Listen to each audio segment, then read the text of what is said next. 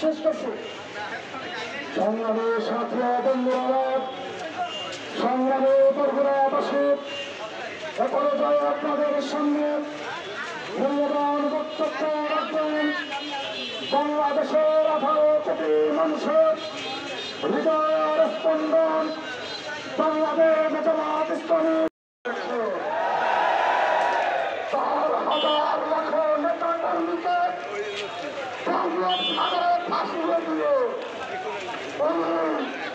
দিল্লিতে আরামে বসবাস করছে। আমাদের ধৈর্য নেতৃবৃন্দকে অন্যভাবে শহীদ করেছে।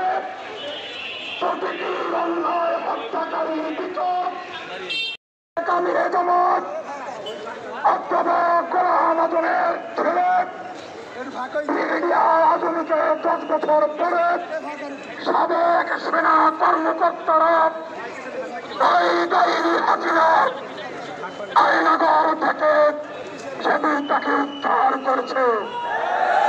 উদ্ধার করা হয়েছে শহীদ মীর কাসেম আলীর সুযোগ্য সন্তান ব্যারিস্টার আলমকে।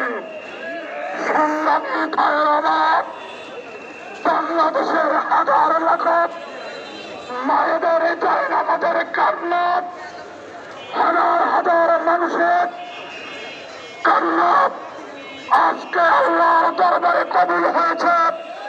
তার ফলশ্রুতিতে স্বৈরাচার হাসিনা পলায়ন করতে বাধ্য হয়েছে।